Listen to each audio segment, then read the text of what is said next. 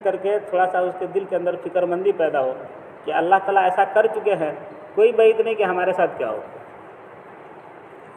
وَإِذْ قَالَ مُوسَىٰ لِقَوْمِهِ إِنَّ اللَّهَ يَأْمُرُكُمْ أَن تَذْبَحُوا بَقَرَةً، جب موسیٰ علیہ السلام نے اپنی قوم سے کہا بے شک اللہ تم کو حکم دیتے ہیں کہ ایک گائے ذبح کرو۔ یہ ایک واقعہ ہے، بنی اسرائیل میں ایک قتل ہو گیا تھا، ایک آدمی نے دوسرے آدمی کو قتل کر دیا۔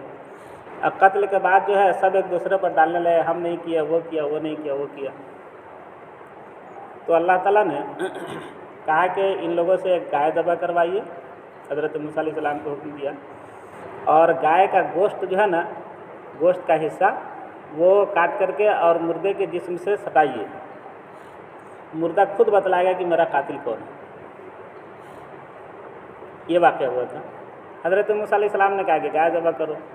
اب ان لوگ چونکہ کرنا نہیں چاہ رہے تھے وہ لوگ، تو بہانہ بازی شروع کیا، کہا کہ اب گائے تو ذبح کر دیں گے۔ پہلے یہ کہا کہ آپ مذاق کرتے ہیں، حضرت موسیٰ علیہ السلام سے کہا کہ مذاق کرتے ہیں، قاتل وہ قتل ہوا ہے، قاتل مقتول ہو گیا، مر گیا، اس میں گائے ذبح کرنے کا کیا دخل ہے؟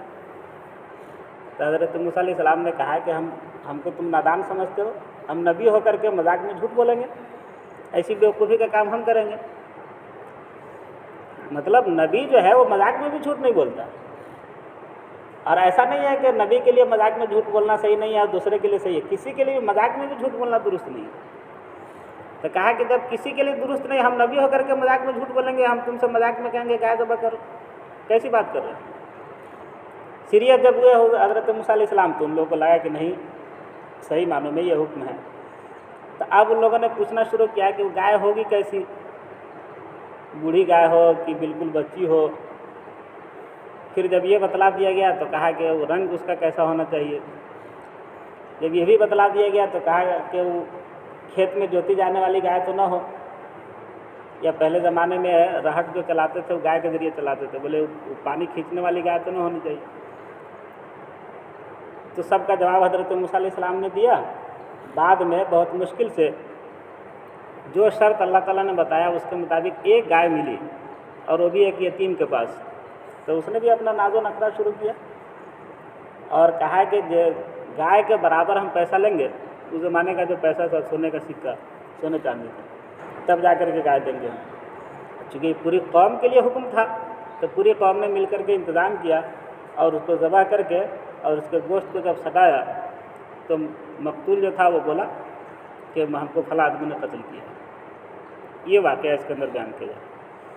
جب موسیٰ علیہ السلام نے اپنی قوم سے کہا بے شک اللہ تعالیٰ تم کو حکم دیتے ہیں کہ ایک گائے ذبح کرو، قالو ان لوگوں نے کہا اتتخذنا ہزوا، کیا آپ ہمارا مذاق اڑاتے ہیں؟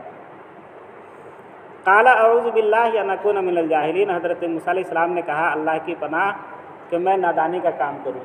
ایسا نادانی کا کام ہم سے کیسے کریں گے کہ مذاق میں جھوٹ بولیں گے نبی ہو کر کے؟ قالوا ادع لنا ربک یبین لنا ما ہی، ان لوگوں نے کہا کہ آپ اپنے رب سے دعا کیجئے کہ ہمارے لیے یہ بتلا دے کہ وہ گائے ہوگی کیسی، کیسی گائے ہونی چاہیے۔ قال انہ یقول انہا بقرۃ لا فارض ولا بکر، حضرت موسیٰ علیہ السلام نے کہا کہ اللہ تعالیٰ یہ کہتے ہیں کہ وہ گائے ایسی ہو جو نہ بہت بوڑھی ہو نہ بچی ہو، فارض کے معنی آتے بوڑھی، بکر کے معنی آتے بچی، تو نہ بچی ہو نہ بوڑھی، اوانم بین ذالک، دونوں کے بیچ بیچ اس کی عمر ہو۔ ففعلوا ما تؤمرون، جو کہا گیا اتنا کر گزرو۔ پھر ان بنی اسرائیل نے چونکہ ذبح تو کرنا نہیں تھا، وہ سوچ رہے تھے کوئی نہ کوئی بہانہ ملے۔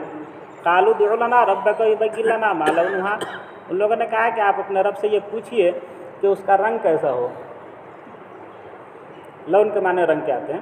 قال انہ یقول انہا بقرۃ صفراء فاقع لونھا تسر الناظرین، حضرت موسیٰ علیہ السلام نے کہا کہ اللہ تعالیٰ کہتے ہیں کہ وہ ایسی گائے ہو جو پیلے کلر کی ہو، اور پیلا کلر بھی کھلتا ہوا، یعنی مدھم نہیں، کھلتا ہوا کلر ہو، لونھا تسر الناظرین، اور اس کا رنگ دیکھنے والے کو خوشنما لگے، دیکھنے والے کو خوش کر دے، ایسا رنگ ہونا چاہیے۔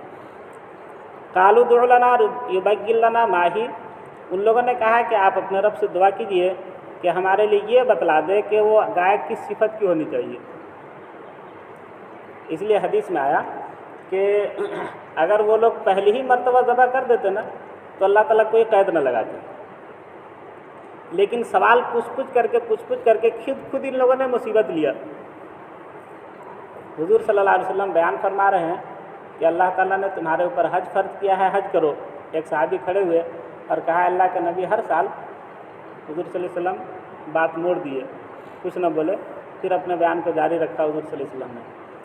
پھر دوسری مرتبہ وہ صحابی کھڑے ہوئے کہ ہر سال حج فرض کرنا ہے ہم کو، تو حضور صلی اللہ علیہ وسلم ناراض ہو گئے، کہا کہ بنی اسرائیل کی طرح جو ہے نا زیادہ سوال و جواب نہیں کرنا، جتنی سادگی سے جو حکم دیا جائے اس پر عمل کر لیں۔ ہم نبی ہیں، اگر میری زبان سے ہاں نکل گیا تو پھر ہر سال حج فرض ہو جائے گا۔ شارع علیہ السلام ہے نا، شریعت حضور صلی اللہ علیہ وسلم کی بولی شریعت ہے۔ ما ينطق عن الهوى ان هو الا وحی یوحی، قرآن میں ہے کہ نبی اپنی مرضی سے کچھ نہیں بولتے، وہ جو بولتے ہیں وہ اللہ کی طرف سے اشارہ ہوتا ہے وہی بولتے ہیں۔ اب نبی کی زبان سے اگر نکل گیا ہاں تو ہر سال حج فرض ہو جائے۔ تو زندگی میں ایک مرتبہ حج فرض ہوتا ہے تو کتنے لوگ کتراتے ہیں، ہر سال اگر حج فرض ہو جاتا تو۔ یہ تاریخ ہے نا، ہندوستان کی تاریخ میں 800 سال مسلمانوں نے حکومت کیا، کسی بھی بادشاہ نے حج نہیں کیا، کسی بادشاہ کو حج نصیب نہیں ہوا تخت کے چکر میں۔ حالانکہ اورنگزیب عالمگیر 49 سال حکومت کی اور بہت نیک آدمی تھے، تہجد گزار۔ اس سے پہلے جو شمس الدین التمش تھے، تہجد ان کی اثر کی سنت نہیں چھوٹی ان کی کبھی، لیکن حج نہیں کیے۔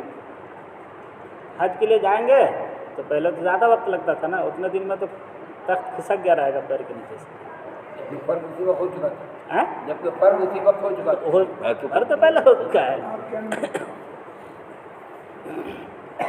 بہرحال تو ان لوگوں نے یہ سوال کیا کہ کیسی ہوگی گائے، مطلب کھیتی وتی میں جوتی ہوئی نہیں نہ ہو۔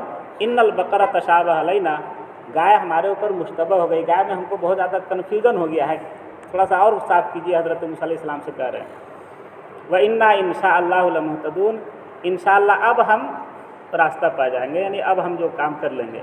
حدیث میں ہے کہ یہ جو انشاءاللہ کہا گیا نا، تو اس لیے اللہ تعالیٰ نے مسئلہ حل کر دیا۔ اگر تیسری مرتبہ میں بھی انشاءاللہ نہ کہتے نا تو یہ لوگ بہت زیادہ پریشان ہونے والے تھے۔ انشاءاللہ ان کی زبان سے نکل گیا، اللہ کیا مقبول ہو گیا، اس لیے مسئلہ یہیں پر ختم ہو گیا۔ نہیں تو جیسی قوم تھی، جتنا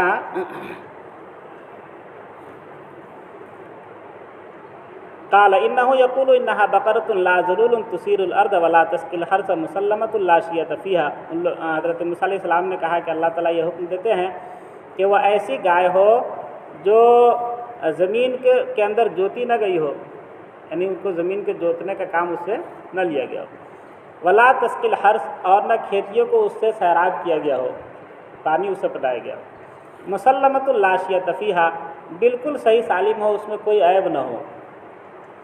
قالوا الآن جئت بالحق، بنی اسرائیل نے کہا کہ اب آپ ٹھیک بات کہے ہیں، اب ہم کو بات سمجھ میں آ گئی کہ کیسی گائے ہم کو ذبح کرنا ہے۔ فذبحوها، پھر ان لوگوں نے اس کو ذبح کیا، وما کادوا یفعلون، اور قریب تھا کہ یہ کام وہ لوگ نہ کر پاتے۔ اگر انشاءاللہ نہ کہتے، اللہ کی طرف سے مدد نہیں ہوتی، پھر ویسی گائے ان کو ملتی نہیں اور کر نہیں پاتے، پھر وہ پھنس جاتے۔ لیکن انشاءاللہ کہے، اللہ تعالیٰ کی طرف سے مدد آئی تو وہ کر پائے اس کام کو۔ اس کے بعد وہ والی بات ہے، اذ قتلتم نفسا فادارأتم فیہا، جب تم لوگوں نے ایک آدمی کو قتل کر دیا تھا اور ایک دوسرے کے اوپر اس کو ڈالنے لگے تھے، واللہ مخرج ما تکتمون، اور اللہ تمہارے اس راز کو نکالنے والا تھا جس کو تم چھپانا چاہ رہے تھے۔ گائے ذبح نہ کر کے، بہانہ کر کے یہی چاہ رہے تھے کہ قاتل کا پتہ نہ چلے، لیکن اللہ کو منظور تھا کہ اس کو پتہ چلے۔ گائے ذبح ہوئی اور اس کے گوشت کو سٹایا گیا، اس نے کہا کہ ہمارا قاتل فلاں ہے، پھر اس کو پکڑا گیا، اس کو سزا ہوئی۔ فقلنا اضربوا ببعضها، پھر ہم نے حکم دیا کہ گائے کے بعد حصے سے اس کو اس کے جسم کو سٹاؤ۔ کذالک یحیی اللہ الموتى، اللہ تعالیٰ اسی طرح مردے کو زندہ کرتے ہیں۔ ایک یہ بھی میسج دینا مقصد تھا کہ کوئی یہ شک نہ کرے کہ ہم مرنے کے بعد پھر زندہ نہیں ہوں گے۔ دیکھو یہ مر گیا ہوا ہے نا، اللہ تعالیٰ ایک گائے کے جسم سے اس کے جسم کو ملانے کی وجہ سے اس کو زندہ کر دیے۔ تو اللہ کے لیے زندہ کرنا اتنا آسان ہے، تو ہم لوگ مر جائیں گے تو ہمارے لیے اللہ تعالیٰ کو ہم کو زندہ کرنا کتنا آسان ہوگا، کوئی مشکل بات نہیں ہے۔ وَيُرِيكُمْ آيَاتِهِ لَعَلَّكُمْ تَعْقِلُونَ، اللہ تعالیٰ تم کو اپنی نشانیاں دکھاتے ہیں تاکہ تم سمجھو۔ ایک بات یہاں پر یہ ہے کہ بنی اسرائیل سے جو گائے ذبح کروایا گیا تھا نا، اس میں ایک مسئلہ یہ بھی تھی کہ وہ لوگ جو فرعون کے اس سے ظلم سے نجات پا کر کے جو باہر ہوئے تھے نا، تو سب سے پہلے ان لوگوں نے گائے کی پوجا شروع کیا. تو گائے کو ذبح کروا کر کے اللہ تعالیٰ یہ دکھائے کہ گائے پوجنے کی چیز نہیں. یہ میسج بھی ان کو دینا مقصد ہے. دوسرے اس سے علماء نے ایک مسئلہ لکھا ہے کہ جہاں لوگ گائے کی تعظیم کرتے ہو یا جہاں لوگ گائے کی پوجا کرتے ہو، تو وہاں کے مسلمانوں کو خاص طور پر گائے پر جو پابندی لگتی ہے نا، اس کو قبول نہیں کرنا چاہیے. یہ بھی ایک اسلام کا شعار ہے. جیسے وہ لوگ اس کو شرک کا ایک حصہ مانتے ہیں، تو ہمارے نزدیک جو ہے وہ گائے ایک جانور ہے جیسے سب جانور ہے. تو اس کو ذبح کرنا گویا توحید کے عقیدے کو مضبوط کرنا ہے. اس لیے اس بات کو آسانی سے تسلیم نہیں کرنی چاہیے کہ ہم گائے پر پابندی کو مان لیتے ہیں. باقی مجبوری ہو تو ایک الگ چیز ہے. ہم لوگ کے یہاں بہت سخت پابندی ہے نیپال میں کر نہیں سکتے آپ گائے. لیکن جہاں اس کی گنجائش ہو تو اس کو نہیں ماننا چاہیے اور اسلام کا شعار سمجھ کر کے اس کو کرنا چاہیے.